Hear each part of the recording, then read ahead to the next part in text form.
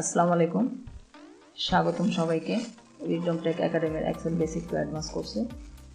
Basic কোর্সের প্রথম পর্বে আমরা যেটা দেখব এক্সেলের বেসিক ইন্টারফেস সম্পর্কে। তো চলুন,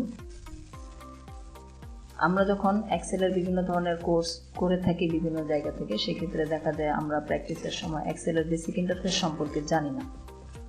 তো সেক্ষেত্রে কিভাবে এটা বোঝা যাবে, আপনারা আপনাদের পিসির বা ডেস্কটপে যখন স্ক্রিনে চলে আসবেন, এরকম এক্সেল একটা ফাইল আপনাদেরকে দেখা যাবে। যদি না থাকে তাহলে সেক্ষেত্রে এটাকে কিভাবে আনবেন, মাউসের রাইট বাটন ক্লিক করে নিতে গিয়ে আপনি এক্সেলে ক্লিক করলে এই ফাইলটা আপনার দিকে চলে আসবে। তারপর এটাকে ডাবল ক্লিক ওপেন করার পর এখানে আপনি এক্সেলের ইন্টারফেসটা দেখতে পাবেন। তার আগে বলে রাখি, এক্সেলে বিভিন্ন ধরনের একাধিক শীট নিয়ে কাজ করা যায়। যেমন এখানে প্রথম শীটটা ওপেন করা আছে, তারপরে আরেকটা শীট, এভাবে আপনি একাধিক শীট নিয়ে কাজ করতে পারবেন এবং একটা শীট থেকে আরেকটা শীটকে লিঙ্কও করতে পারবেন। বেসিকের ক্ষেত্রে প্রথমে যেটা দেখা যায়, এক্সেলের এই বরাবর ঘরগুলোকে বলা হয় কলাম এবং এই বরাবর ঘরগুলোকে বলা হয় র। অনেক সময় আমরা দেখা যায় র এবং কলামগুলো চিনি না, কারণ এক্সেলে বিভিন্ন ধরনের সূত্র অ্যাপ্লাই করার ক্ষেত্রে এগুলো নিয়ে অনেক ধরনের সমস্যার সৃষ্টি হতে পারে। তাই এটা আপনাদেরকে জানা দরকার। এই বরাবর ঘরগুলোকে বলা হয় কি কলাম এবং এই বরাবর ঘরগুলোকে বলা হয় র। তারপরে এখানকার প্রথমে যেটা হোম মেনু আছে, হোম মেনুতে একাধিক ফাংশনগুলো আমাদের মাইক্রোসফট ওয়ার্ডের হোম মেনুর সাথে মিল আছে। যেমনটা আপনাদের এখানে বোল্ড করা, তারপরে লেখাকে ইটালিক করা, লেখাকে আন্ডারলাইন করা এবং এখান থেকে বিভিন্ন ফন্ট স্টাইলগুলো চয়েস করা, তারপরে হচ্ছে লেখা বাড়ানো কমানো।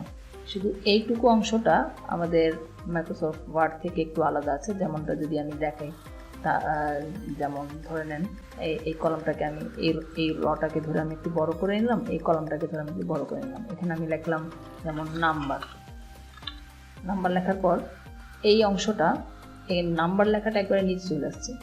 আপনি যদি নিচে যখন সেন্টার করবেন, তখন এই কলামে রেখে যখন নিচে সেন্টার করবেন তখন নিচ বরাবর সেন্টার হবে এবং এই কলামের মাঝখানে যদি আপনাকে আনতে হয়, সেক্ষেত্রে যখন আপনি এদিকে ক্লিক করবেন লেখাটা মাঝখানে চলে আসবে। এই দুই অংশের কাজ হচ্ছে এটা, এবং এটা অনেক ক্ষেত্রে আমাদের মাইক্রোসফট ওয়ার্ডের সাথে মিল করা আছে, যেমন লেখা অ্যাঙ্গেল করা ইত্যাদি ইত্যাদি। র্যাপ টেক্সট, আপনি যখন এক্সেলের বিভিন্ন কলাম বরাবর লেখাগুলো লিখবেন, সেক্ষেত্রে লেখাগুলো একবারে এই বরাবর সোজা আকৃতি যেতে থাকবে। যেমন দেখেন, এটা আমি লিখেছি লেখা বরাবর, এই লেখাগুলো সোজা আকৃতি চলে, কিন্তু এটা নিচে নিচে আসেনি। সেক্ষেত্রে আপনি কি করতে পারেন, এটাকে র্যাপ টেক্সট করতে পারেন। যেমনটা এখানে যদি আমি র্যাপ টেক্সট করি, যেমন এই যে দেখেন লেখাগুলো নিচে নিচে চলে আসছে।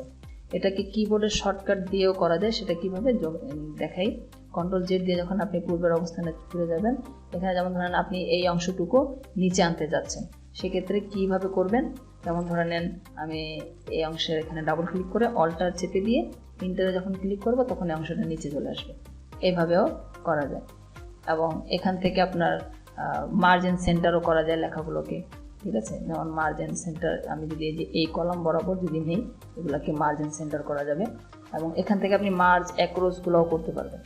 এখানে ক্লিক করে এটাকে মার্জ অ্যাক্রস যদি করতে হয়, এই দুইটা কলাম মিলে একটা র হবে, এটাকে বলা হয় মার্জিন অ্যাক্রস। তারপরে হচ্ছে আমরা এই যে এখানে এতগুলো এই দাগ কলম ঘরগুলো দেখতে চাচ্ছি।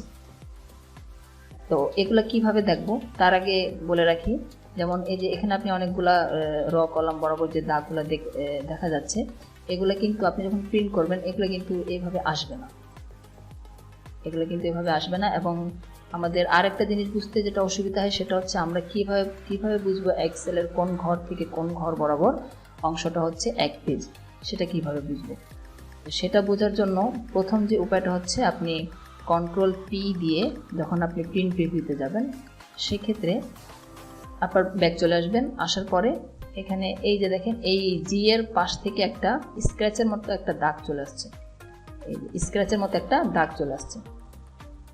তো এই দাগ থেকে বোঝানো যাচ্ছে যে এখান থেকে নিয়ে এই অংশটুকু একইভাবে নিচেও র বরাবর একটা দাগ চলে আসছে। সেটা হচ্ছে এই যে এখানে র বরাবর একটা দাগ চলে আসছে। এই অংশটাও হচ্ছে উপরে থেকে নিয়ে অংশটুকু পর্যন্ত হচ্ছে কি এক পেজ। তো এখান থেকে যদি আমি আপনাদেরকে একটা পেজ পুরো সিলেক্ট করে দেখাই, যেমন এই অংশ থেকে নিয়ে এই এই অংশটুকু হচ্ছে আমাদের এক পেজ। এখন এক পেজে যখন আপনি যেমন এখানে লেখা হলো, লেখার পর আমি যখন প্রিন্ট প্রিভিউ দিই কিন্তু কোনো কলাম আর র দেখাচ্ছে না। তো আপনি কলাম আর র কীভাবে শো করবেন সেটাকে করার জন্য, যেমন আপনি যদি পুরো পেজে যদি কলাম র দিতে চান তাহলে সেক্ষেত্রে পুরো পেজটাকে সিলেক্ট করবেন। পুরো পেজটাকে সিলেক্ট করার পরে এখান থেকে আপনি এই আন্ডারলাইন অপশনের পাশেই একটা আছে বটম বর্ডার, অর্থাৎ বর্ডারের ফাংশনটা বলতে পারেন। এখানে ক্লিক করার পর এখান থেকে যখন আপনি অল বর্ডারে ক্লিক করবেন পুরোগুলো কলমগুলো র হয়ে যাবে, মানে পুরো কলমগুলো কী হয়ে যাবে, বর্ডার হয়ে যাবে। যখন আপনি কন্ট্রোল পি দিয়ে চেক করবেন তখন এটা এই কলমগুলো দেখাবে। এবং আরও কিছু অপশানগুলো আছে যেগুলো বেসিক, সে একইভাবে ইনসার্টে যখন আপনি যাবেন, ইনসার্টে যেমন সিম্বল, এগুলো হচ্ছে আমরা মাইক্রোসফট ওয়ার্ডে এগুলো সম্পর্কে পরিচিত আছি। টেক্সটে, তারপরে টেক্সট আর্ট, বিভিন্ন ধরনের আর্ট এখান থেকে নেওয়া যায়। এবং আরও কিছু আছে ইলাস্ট্রেটর, এগুলো আপডেটেড এক্সেল ফাংশন। তো এখানে এগুলো নতুন আসছে, কিন্তু 2007 যেটা এক্সেল সেখানে আপনি পাবেন না, মানে 2007 এক্সেল ফাংশন এগুলো আপনি পাবেন না। তারপরে এই ড্র অপশনটা আগে ছিল, বাট এখন কিছুটা অ্যাডভান্স। পেজ লেআউটের ক্ষেত্রে আপনি এখানে পেজ সিলেক্ট করতে পারবেন, কী ধরনের পেজ দিবেন, কাস্টম মার্জিন করে নিতে পারবেন, টপে কত দিবেন, বটমে কত দিবেন, লেফট রাইটে কত দিবেন, এগুলো। এবং এখান থেকে আপনি পেজের সাইজ, কোন ধরনের পেজ নিয়ে কাজ করবেন। আমাদের ইন্টারন্যাশনাল পেজ যেটা হচ্ছে A4, সচরাচর আমরা A4 নিয়ে কাজ করি, এখান থেকে পেজ সিলেক্ট করে দিতে পারবেন। এবং পেজটাকে কী আকারে রাখবেন, ল্যান্ডস্কেপ নাকি পোর্ট্রেট। যেমন পোর্ট্রেট মোডে আমার এই পেজটা আছে, এখান থেকে এই বরাবর হচ্ছে আমাদের পোর্ট্রেট মোড। এবং যদি আমি এটাকে ল্যান্ডস্কেপ করি তাহলে পেজটা সোজাসুজি হয়ে যাবে, আর যাকে বলা হয় এরকমটা হয়ে যাবে। তো আজকের মতো এইটুকু। নেক্সটে আরও কিছু বেসিক নিয়ে আলোচনা করার চেষ্টা করব। ভিডিওটি যদি সবাইকে ভালো লেগে থাকে তাহলে লাইক করবেন, এবং বেসিকের আরও কিছু অংশ পেতে হলে চ্যানেলটি সাবস্ক্রাইব করে রাখবেন। আল্লাহ হাফেজ, সবাই ভালো থাকবেন।